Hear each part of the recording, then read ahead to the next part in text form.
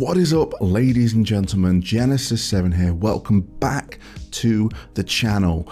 Today's video is my thoughts and impressions on Saints Row, but before we get into the meat of that video, I just want to get two things out the way. I want to address the thumbnail, the thing that pulled you in. It says, is it a good game? In a nutshell, yes it is. And if that's all you came for, thank you for watching, and I'll catch you on the flip side. For those that want to know how I came to that conclusion, please stick around for the rest of the video. I am very grateful. The second thing is I'd like to give you a quick history of my time with the franchise, because I always feel like this kind of gives you a bit of context where I'm coming from when I'm sharing my thoughts and opinions, as opposed to kind of like just going straight into it and not know where I'm coming from. So Saints Row, this is a game series I've just never gotten into. I think I've always been in the court of, this looks like a bit of a gimmicky GTA, and that was the court I was in for a very long time. I've seen the trailers, I've seen the gameplay, you go to space, you go to hell, and it just very crazy and obnoxious, and it really wasn't my kind of game until we seen the trailer of this soft reboot, I guess you could call it. And even though it had that ridiculousness that the series is known for, it felt a lot more grounded, if that makes any sense. Still is ridiculous, but a lot more grounded is what I'm going with.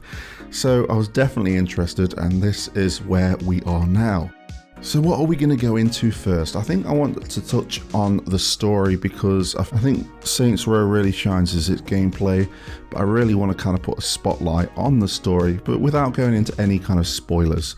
So it is your typical kind of Saints Row story. You're starting from nothing and you're making your way up. You are the boss, but in a lot more grounded. You're not the president of the world or anything like this. You're just a guy that got kicked out of this police academy and thought, you know what, I'm not going to be working for others anymore. I want to make my own empire. And that's kind of what the game is based around. But I think where it shines in its story is its characters. I've really kind of got on with this cast of characters, the three close friends you have while starting up the Saints. And it's those hooks that's kind of kept me into the story, the relationship between these characters, the banter back and forth while riding around the city, phone calls, doing missions here, there and everywhere.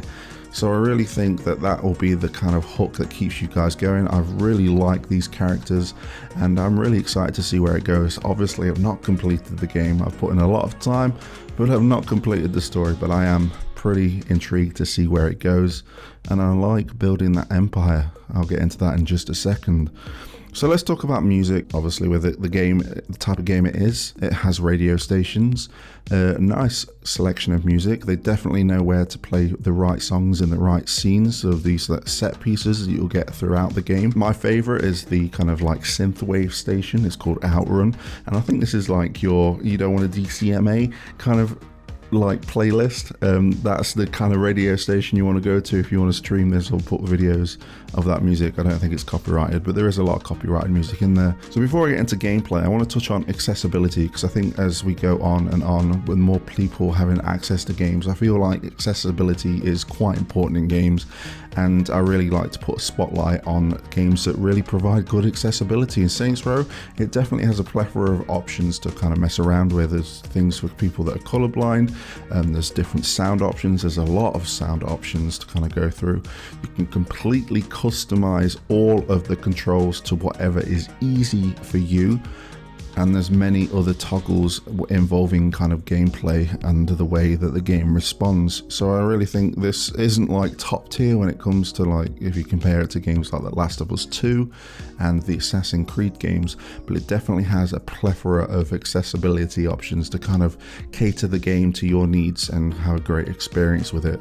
So let's get into the meat of this game, and that is the gameplay. And there is a lot to go over, and I'm kind of going to segment it, I guess, and obviously timestamps will kind of help you guys out to kind of look for stuff. So let's talk about just general gameplay, like the shooting mechanics and the melee combat. It's fine with me. It's not innovative, it's not reinventing anything, but it's just keeping it kind of grounded and exciting and fun. I like shooting, I like running around, getting all these different weapons, getting all these different guns, customizing these guns, which I'll go into a bit more detail in a second as well, because customization is a big thing of this game. But when it comes to kind of the combat, it is really not anything to kind of like rant and rave about, but it's definitely something that can be very fun. So let's talk about driving, or kind of vehicles in general, really, because you have your kind of ground vehicles, your helicopters, and you got your kind of water vehicles. So let's talk about all of that.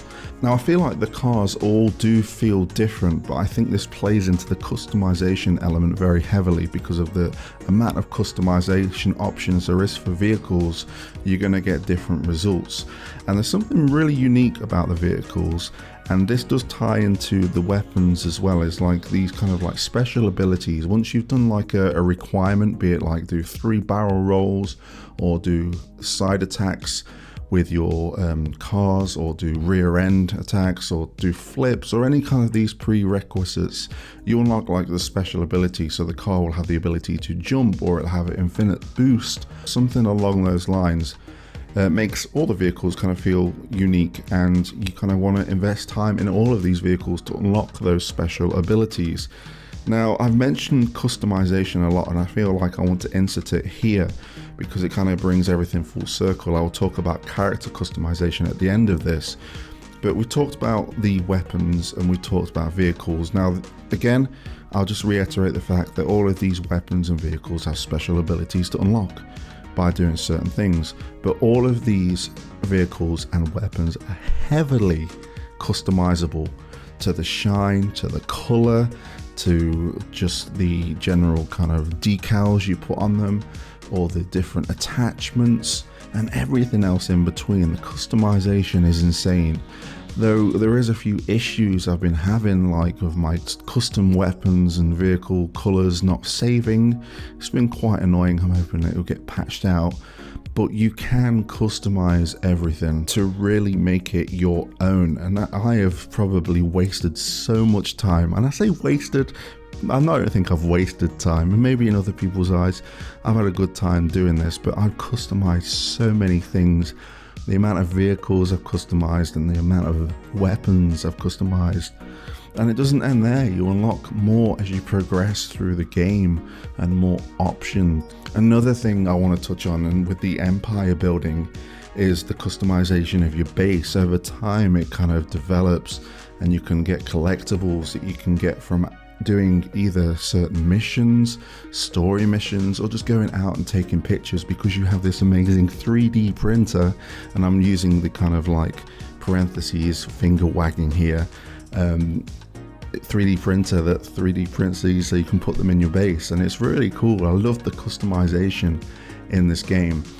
And I've got to finish off with the customization by talking about your character customization. The character, I don't know if you've seen very clearly as it's been playing in the background, but it's based on me, and I really managed to get as close to me as I could. It's really customizational. I can't praise enough the customization in this game. I'm absolutely loving it. The amount of outfits you can unlock, the things you can change, just everything. I played the kind of like the boss creator that they released a couple of months ago to make my character, and I've obviously took it over to the game here.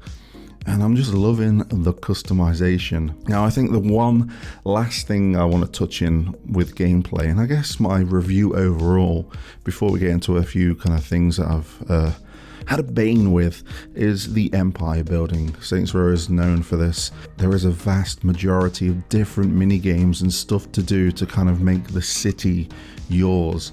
You'll be kind of unlocking opportunities to change these empty lots across the city to kind of these side businesses that then have side missions attached to them with more unlockables.